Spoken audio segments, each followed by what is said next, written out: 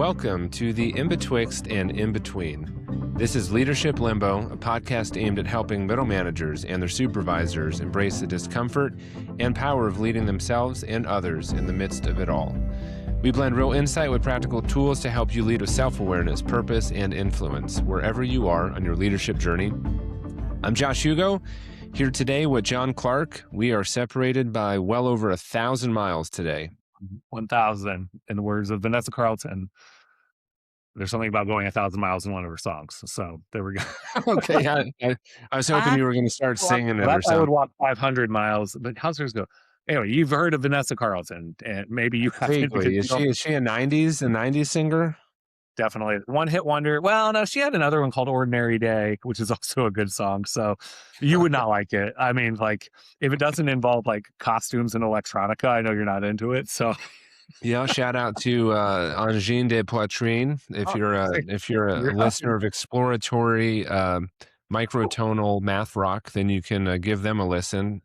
French Canadian band, really pushing the limits these days. And so if you're into songs that exercise like about 3 chords and really are just like earworms, then I've got songs for you. So yeah, we should do a music podcast someday that just is the two totally opposite musical taste guys talking about music, just getting each other's reactions.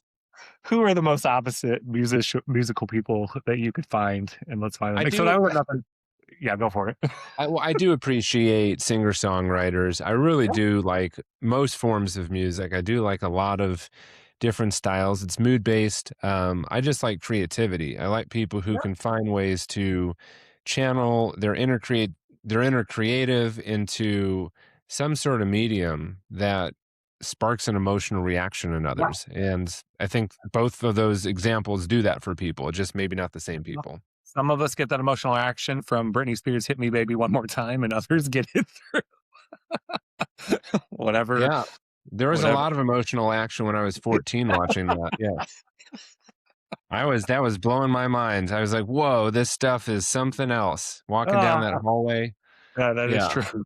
There was a lot of emotions. So well, I'm glad she's really kept herself on a good life path since then. She should be listening to Leadership Limbo.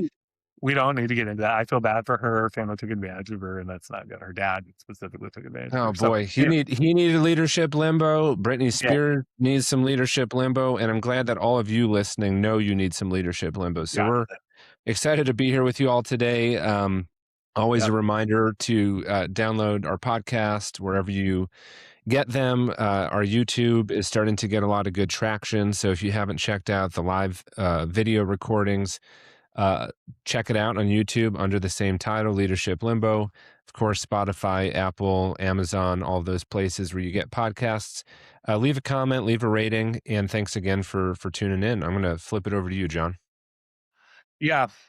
So a couple of episodes ago at this point, although I would say tied into our interview with Dr. Aaron Griffin from last week, we were talking about the idea of ambiguity and have just seen threads of that continue. And probably if you've listened to the life of our podcast, this idea has come up in various forms, right? And so today we want to revisit that a little bit, but more get into, I would say strategies to overcome ambiguity, but I also think it's like options and ways that you can wade further into it to allow yourself to kind of like let it pour over you a little bit, which we'll, I think, talk about in a bit, because I think Josh made some good points last time about have you allowed yourself a chance to sit in that ambiguity and be okay with it, right? So first off, what is it? I mean, ambiguity it's uncertainty, right? It's dealing with the unknown. I liked that Dr. Griffin last time talked to us about there is a difference between complexity and chaos. You can have one or the other, or you can have both. And, I think ambiguity, bleeds into those as well. Like when we have complex systems or issues or that are multidimensional and multifaceted, how do we handle all the various parts of things that come together? If it's chaotic and it's this thing leads to something we can't predict what it's going to do, or we're in the midst of something that we can't control, that also can create ambiguity too, right? So lots that goes into it. And I think, tying in with the name of our podcast, it's just limbo, right? It's just Right. really not understanding or not knowing. I think when you and I started this, we really grasped onto the idea of liminal spaces, right? Hmm. Uh, Periods of transitions, periods of unknown, and we think leadership is a key vehicle for that, right? The need for that. So Hmm. that's a lot to say of what ambiguity is. We talked about why it shows up in leadership. Well, because people need leaders. They need good leaders in times like these. Our lives are full of moments like these. So whether it's a parental figure or maybe even a mentor of yours or a grandparent or whatever it might be, we need people who help us to give shape, to give name to give understanding of the things that we have a hard time understanding, right? Right. Um, so, and then before I get into the impact on leadership, Josh, I mean, just big picture for you, things you took away from our discussion on ambiguity the last couple weeks, what you've been wrestling with or even thinking about in the time since we've recorded that first time.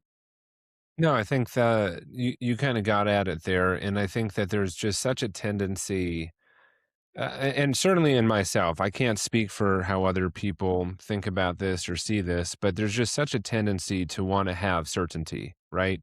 Get Yeah. through this, just get through this phase, get through this haziness, and then everything becomes clear forever. And I think that if anything, I've learned that there's just ebbs and flows. And so the idea of thinking that ambiguity is what you have to get through and certainty is what you need to live with, I think dismisses the idea that life is really both parts. It's not like, I can't wait to get through this, Yeah. as much as you could look at that and say, hey, the opportunity to lead through ambiguity, the opportunity to work through it, and to live through it really can provide an immense amount of insight, opportunity, growth.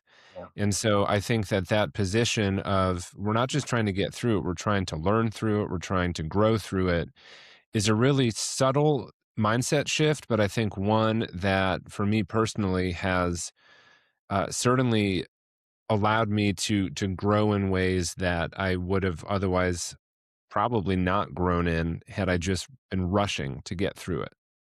I think yeah, I get the privilege of looking back at our podcast and editing things, but one of the threads that you brought up on last time that I don't think that maybe I did a good enough job of building on with you in that conversation was when we have this physical discomfort, right? You called it a visceral feeling that comes up Mhm. when we are led in that we're in this uncertainty. And to your point, maybe people who don't even recognize that they've had that feeling, it's because they rushed past it so fast to get through it and to make a decision or just to say, well, we're going this direction. Right.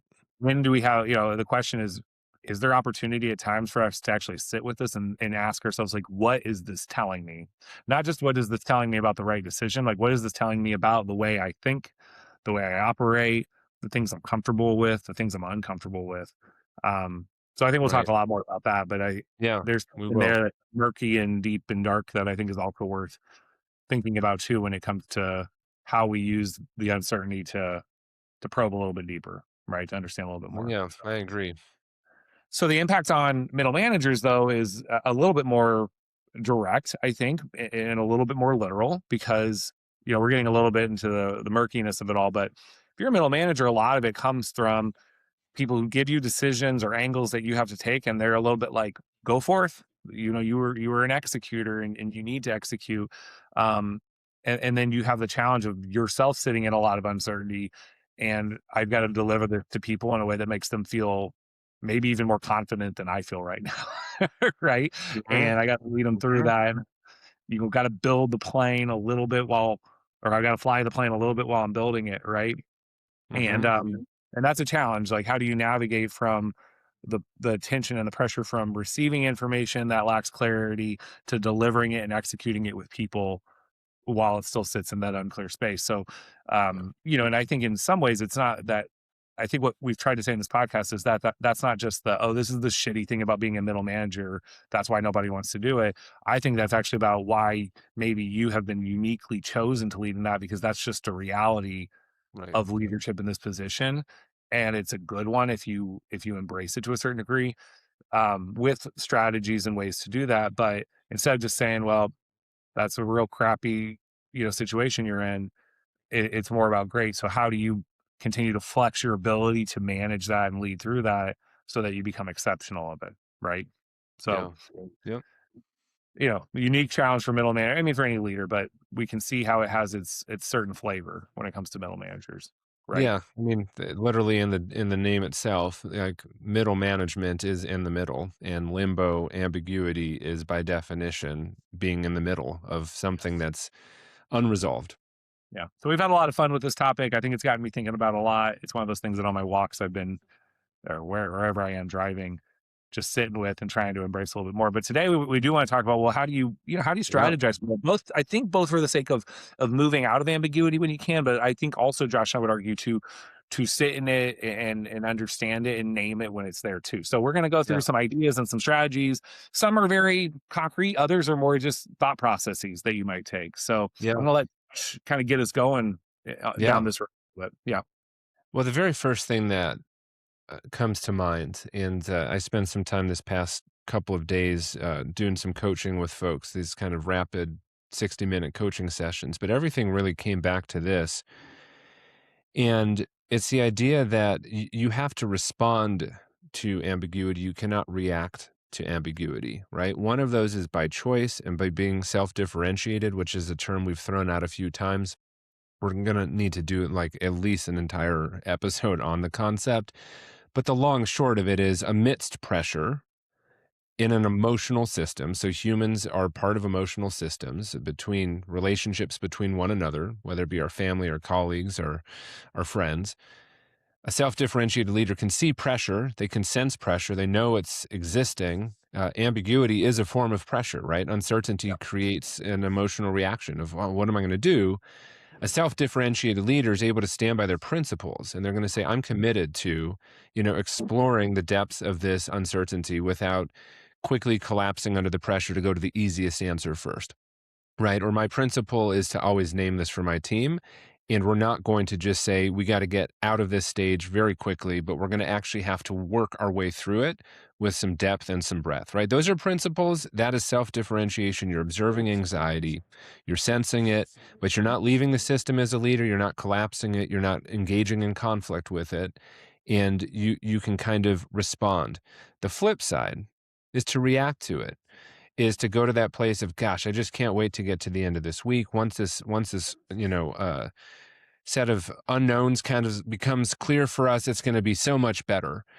I think that is a reactive posture, right? In some ways, it's one of the forms of reacting called distancing, or to almost kind of escape from it, to say, I'm just going to kind of hope it goes away, right? Or you can really like lean in hard with conflict. You can go, start getting really upset at things, at people, at the system.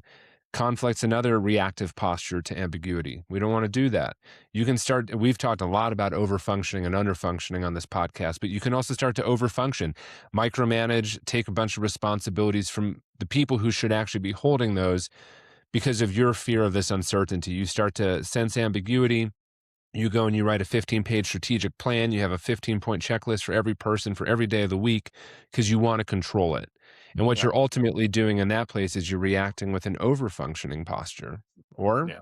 you might flip to this under-functioning posture in reaction to ambiguity and start to be a victim and say, it's just the system, it's the politics, it's the organization, it's the team, it's the hiring process, and kind of start to play a victim role. And you're not tackling it at the head, right? You're just avoiding and hoping somebody solves it for you. So point is, respond to ambiguity, do not react to it. Yeah, and I want to talk about I've just recently read A Failure of Nerve, which you had been recommending for some time, and he Yeah, really into the idea of the self-differentiated leader.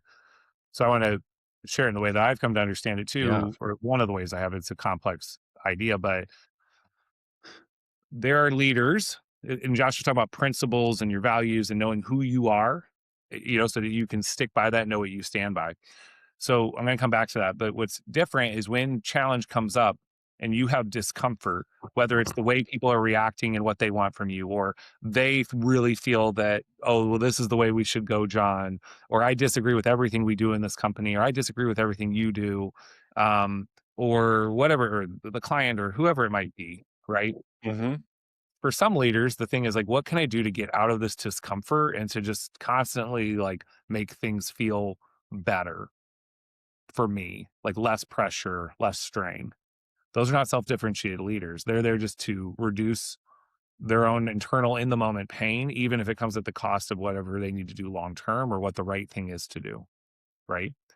The Right. self-differentiated leader, and again, this isn't a stubborn person. I want to make sure that's clear. It's not like, well, it's my way or the highway. This is the person who says, I know what my principles are, I know what my values are. And regardless of how tough it is, and what ours as a team is and what it should be, regardless of how tough it is, no matter how many people are slinging arrows at me, if I understand and really feel deep down that this is the right thing to do, I'm going to stick with it, even if in that momentary moment, like there's challenge and pain and uncertainty and all that stuff. I'm Hmm. willing to fly through that and fight through that to do what feels like the right thing. And too many leaders, as he puts in the book, they don't have that anymore. They don't have the one person who takes the lead and says, we're going to stick to this path, even when, this percentage of people want it a certain way, or these people want the easier road, or this person doesn't understand why we're doing it this way. You do need a person who can sit by and say, nope, even amidst the disagreement and the turmoil, I have Right. the conviction to lead us forward. So Yeah.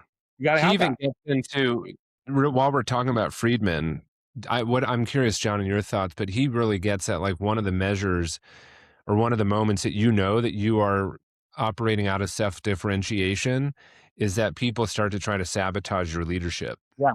Not everyone, right? I mean, he talks about, Right. Not everyone. yeah, yeah. It's not like if you have everyone who's like, I hate working here, then you might need to think about it. But yeah, no, Right. certainly.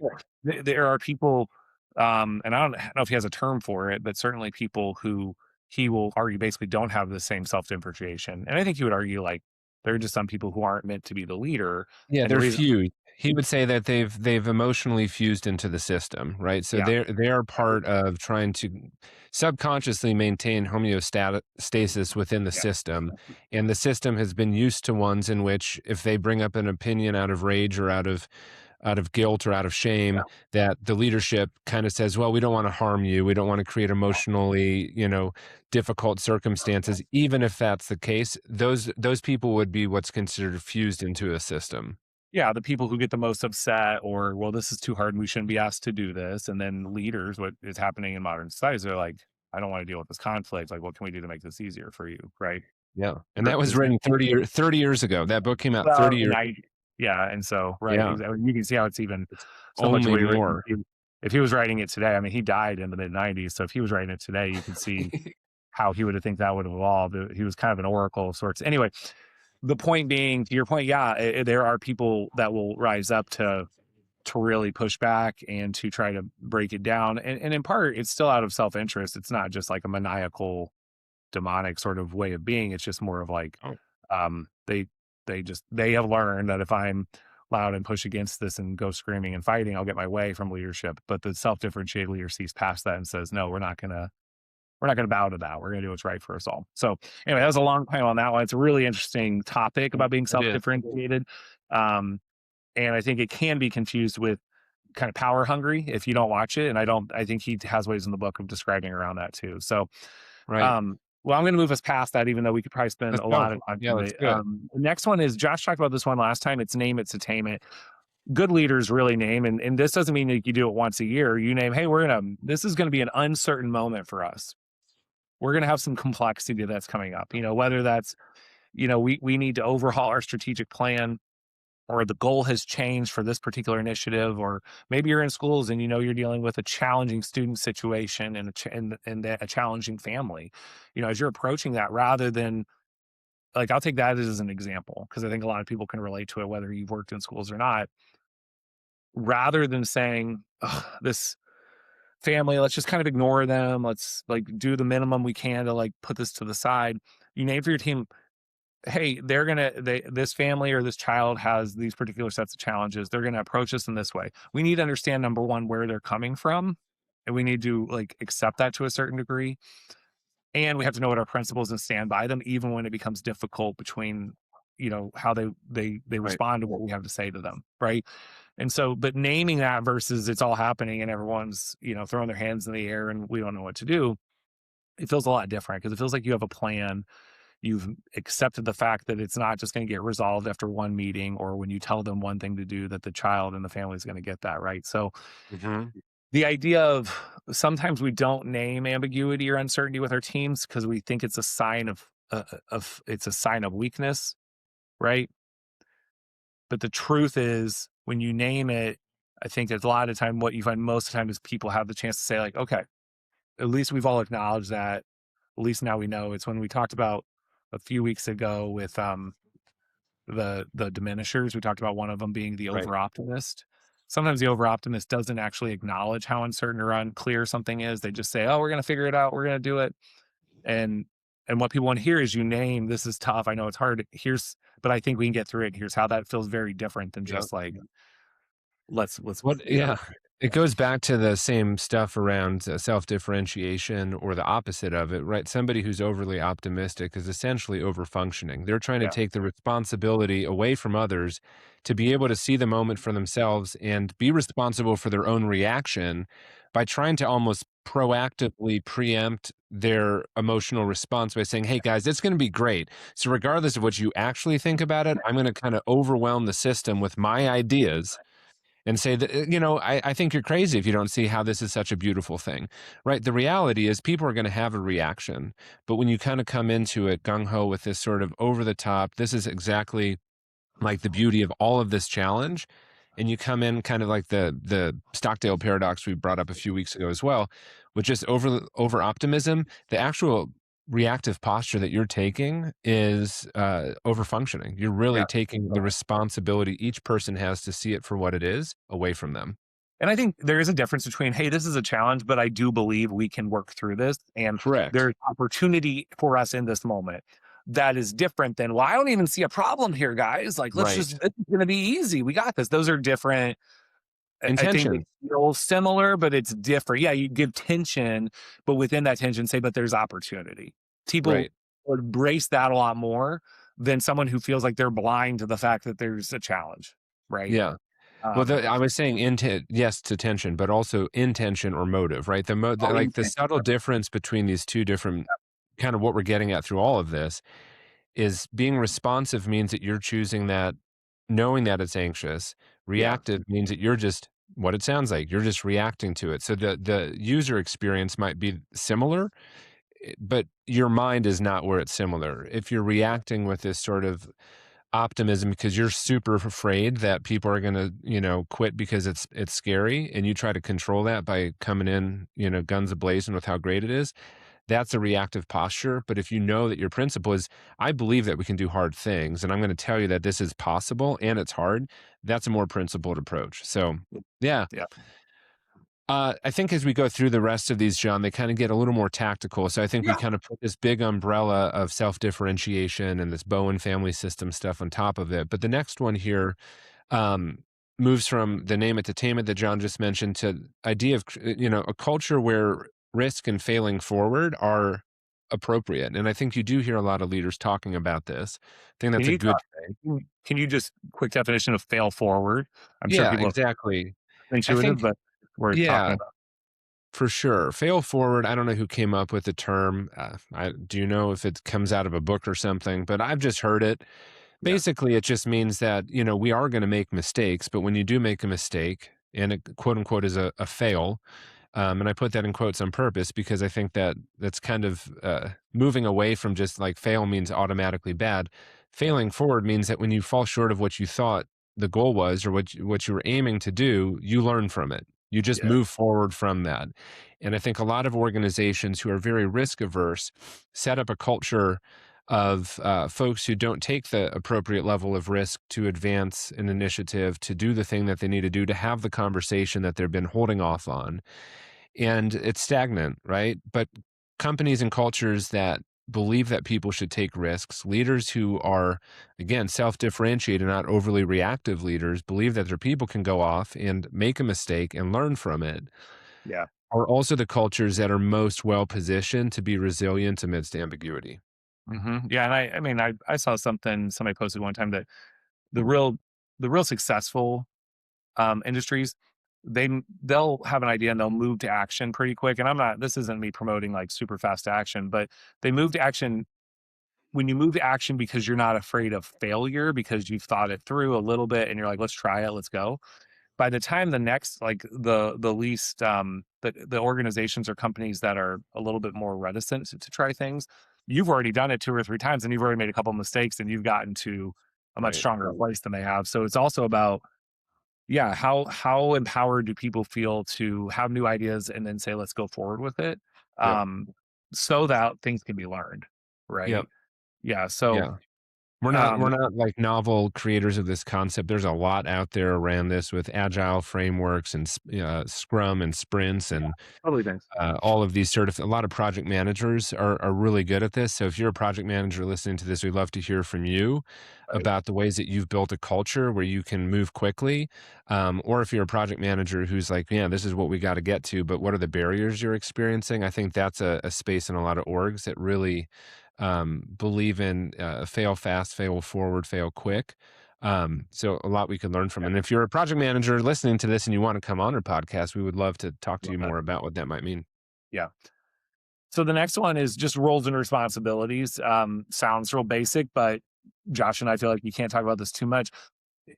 Ambiguity is going to happen, but what will help a lot to deal with it or to do the things that we've already talked about is to set up decision rights, and to set up a Mhm.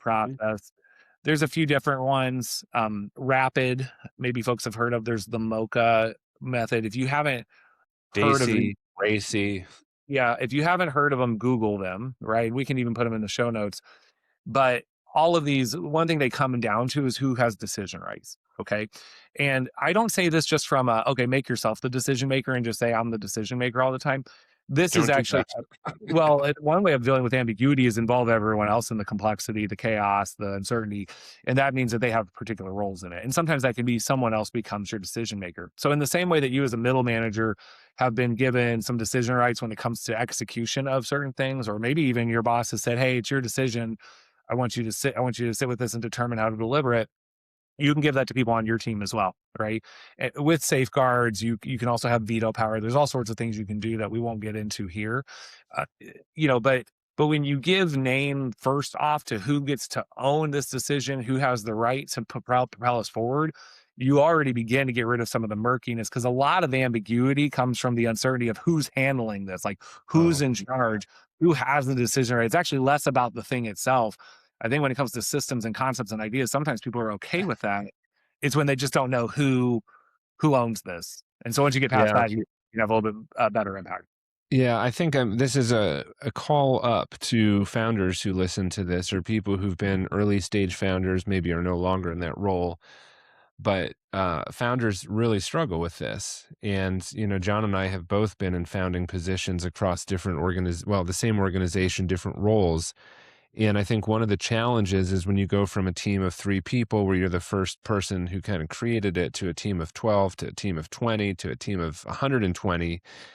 You can talk to most any founder, and the idea of decision making, moving away from them is something that they all kind of like intellectually understand, but emotionally it becomes very difficult. And Yeah. so this is a space that I think founders who are in that scale up phase of an organization. You're growing really, really, really it's not just what you put on paper, but you have to be thinking about the psychology underneath of it. You can put whatever decision making rights you want on paper, but if you don't actually follow through and say, John actually could make Sure. this decision because John made the decision, but then you kind of slid over and said, you know what? I'm going to have to jump in here.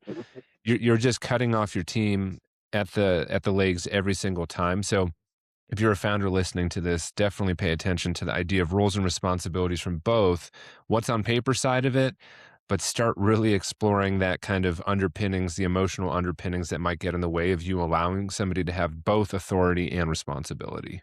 Yeah. Um, Which so kind of we won't, goes, we, do you want to move to the next one or do you have anything else on I that, John? do. I think these next ones we can do like a lightning round of sorts where we each take Sounds good. one, take a key concept from it. We can always come Yep. back to them. This first one here is about feedback, a healthy culture of feedback. One of the things I really like that we put here in our notes that I want to talk about is the idea of short feedback loops, right? Hmm. Uh, I saw something about the way that like feedback actually sticks or people actually grow.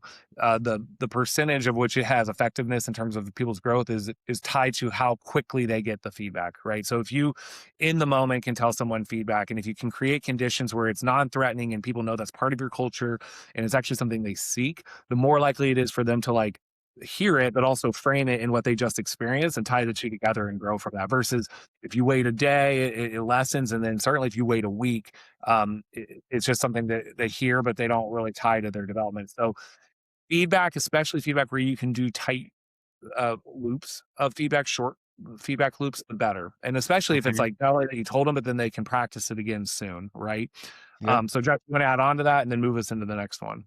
Yeah, it gave me thought that I think we ought to come to this really interesting concept I heard about on a coaching podcast the other day, but the importance of how to deliver feedback effectively as a manager is also something that I Yeah. think we've talked about a while ago, but I think the idea ties back to self-differentiation, ties back to the appropriate way to kind of deliver messages from quote unquote your side of the street, where you're noticing, you're wondering, you're curious, you're imagining things. And so you let the other person still be responsible. But point is, yeah, a healthy culture of feedback. And I think that the emphasis on culture as opposed to just feedback, because a Yeah. culture of feedback is one in which it doesn't just come down to what one person does. When you are in a culture where feedback is expected, you kind of know something's happening, you turn around and say, "You know what? I gotta turn back around because I know here, what I need to do is say the thing when I notice the thing." And in a Mhm. culture where it's expected, it's not just down to each individual's, sense of I should or shouldn't do it. It's also the culture is suggesting to me I should or shouldn't. And so that goes down to a lot of practices, certainly starting with leadership, but also in terms of your values, in terms of the systems, in terms of your modeling. So really think about not just feedback, but that word culture of feedback. Yeah. I think it fits into getting into the next one too. But in order to have the culture, you have to build common language, right? And so we Right. talk about here like communication work for all and build a common language and certainly practice that common language. We've had several people on here and everyone makes jokes about their industry having too many acronyms and too many things. But that's important for the cult. Like me as an outsider, it can be hard to understand all the things you're talking about. But for you internally to have Mm. those quick turns of phrase, those quick, even values driven language, right, is really important because it shapes the way that I speak to you. It shapes the way that we relate, and it certainly shapes the community. Why? And I'm going to tell you, if you aren't intentional about the language, your team will create language, right? Now, Right. hopefully, that's not to say the team can't create good language, but often the language then that's created when there isn't a common language is a little bit more subversive. It's a little Yeah. bit more behind the scenes. Um, and so the way that if you frame the language and the way we speak and the things we talk about, um, it's going to connect people a lot better and it's going to help them, again, when you have that common language to handle uncertain moments, right? Because they're gonna say, "Okay, this is tough, but what do we go back to about what we know about ourselves or about how we operate?" And you Right. use that language. So, Right. And that ties nicely to things that we've talked about before, but this is where tools can be helpful, whether it's a personality behavioral tool to just create, whether it's the ones we've talked about, like Five Voices or the tools out of Behavioral Essentials world or other ones, DISC and yeah, Myers-Briggs and things like that. The reason that those can be, not always, but can be really beneficial is it helps to create simplicity in terms of what I can say about this. Like, oh, I know this is the category and that's the category. We can talk about it.